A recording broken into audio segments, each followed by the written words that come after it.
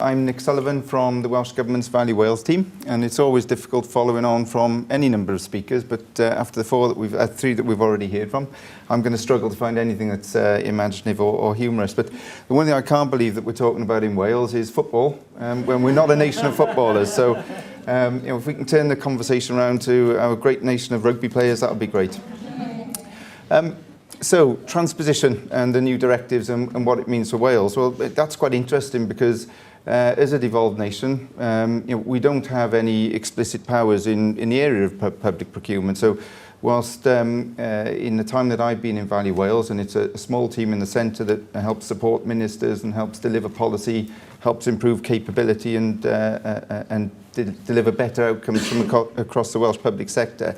In that time, the 8 years I've been with Value Wales, there's been a growing appreciation within ministers, within the Senedd, which is just across the way here, of the value of public procurement to the Welsh economy, and how we can use that as a lever for delivering better social and economic outcomes. So we've watched with great interest the work that's been underway to modernise the regulations, and we've been really grateful for the opportunity that Sally's team has given us to get involved in the process and help share our thinking and hopefully feed that into the negotiations that have taken place. So, I mean, the end product, the new directives, we're very happy with.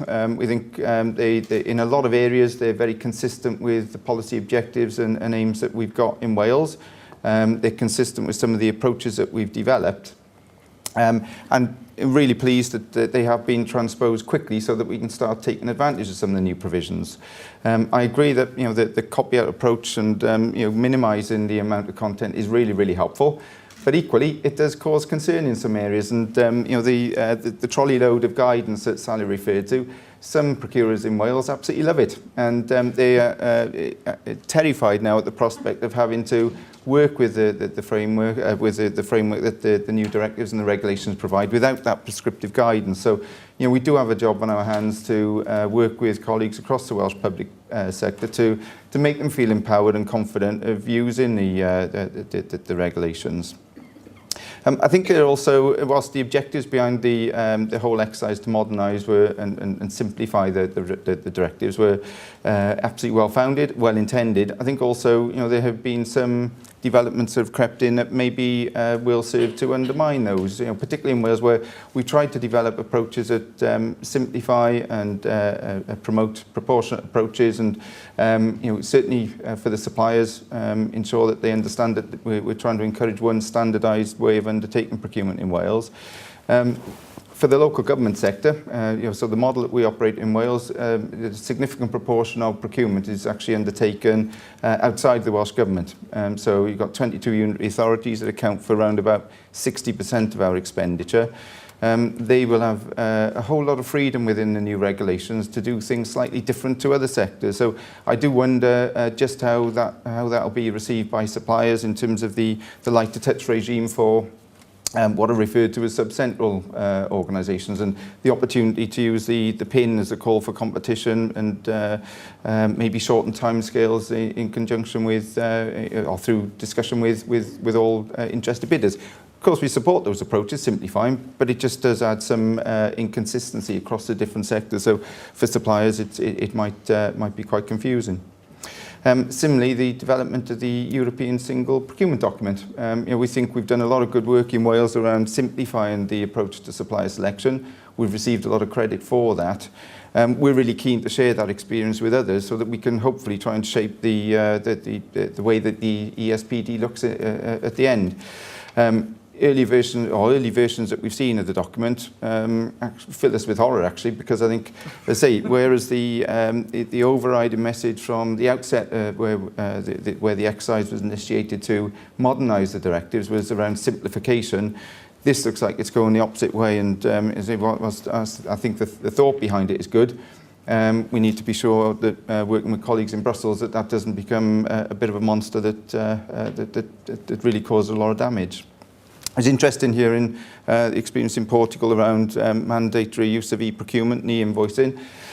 And I think, again, we've made good progress in certain areas. And when we were invited to comment on the options for mandatory use of e-procurement and at the sourcing stage of procurement, we were very keen to see a much shorter timescale for that to become a requirement. But I think on reflection, we're quite a way behind the curve. And again, that's going to be a challenge for us. That even though there's a considerable amount of time, we've still got a lot of work to support colleagues across the Welsh public sector to improve their capability, raise awareness of their requirement to use the services.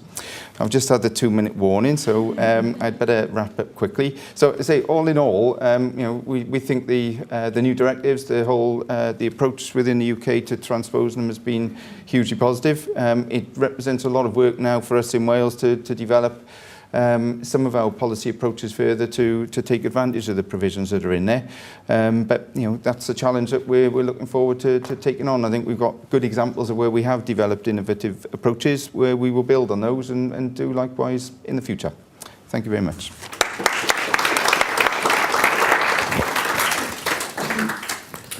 Last but not least.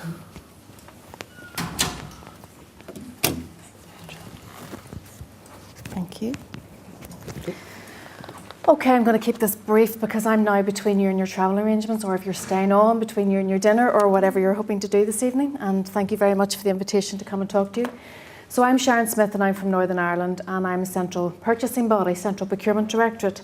We buy on behalf of the civil service and all their arm's length bodies. So we buy right from prisons to the Departmental Solicitor's Office, through to police, everybody that has a need in Northern Ireland, except for hospitals and education and the local authorities who have their own centres of procurement expertise.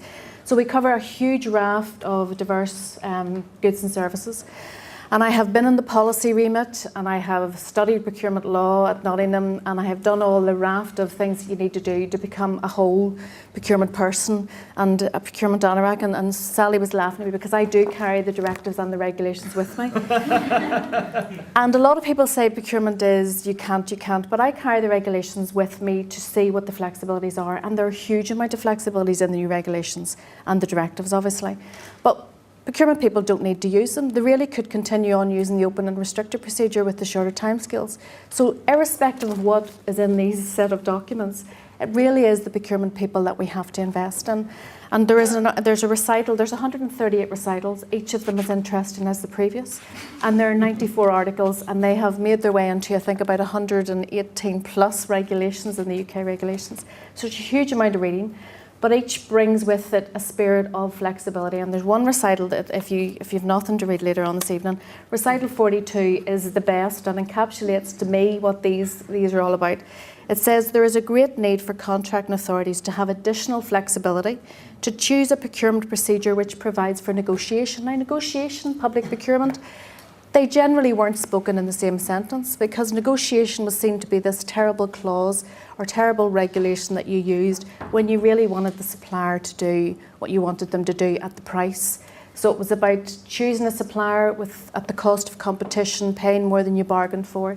But now the new directives, our new legal framework gives us the remit actually pushing us towards negotiation. So really procurement professionals to me need to step up to the plate. Because long gone are the days where we can sit in our offices and issue a tender out without knowing what the market has to deliver and wait to see what comes back and then evaluate on that basis. So to me, I agree with all the speakers, it is about the skills, and it's about the skills that we invest. And in my mind, we will lose some people along the way who have been used to dealing with just the bureaucratic, process-orientated, risk-averse way that people like to buy. But anybody in the private sector who was landed into a procurement office in the old regime would probably not have lasted a week. In fact, myself, who came from the private sector, lasted 2 days in the civil service and ran out of the building screaming and phoned personnel saying, do not send anybody to that office. It's like stepping back in time, but they persuaded me to come back, and thankfully I did come back because I had a great career in the civil service, been there now 17 years. But it is a bit of an alien concept if you do look at the rules that we have. And there's been some bad case law over the last 10 years, to be honest. Most of it came out of Northern Ireland. I hope there's no... The last year I was here, I was actually on a panel with a judge from Northern Ireland, so I had to sort of curb my enthusiasm for them. He's not here this year, sure he's not, Dermot? No, that's okay. So there has been some bad case law that has driven us back into the process. I really do believe that, because if your process is constantly being challenged, you will copper fast and you will gold plate your process. And what you will get at the output of that really isn't much of your concern.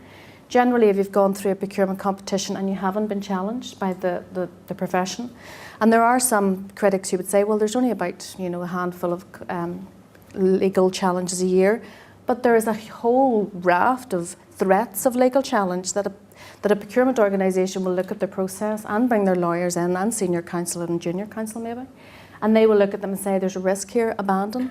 So if you're going to look at how the old regime impacted on how we worked, you need to look at the competitions that were abandoned due to threatening legal action, as well as those that actually made their way right through to the courts.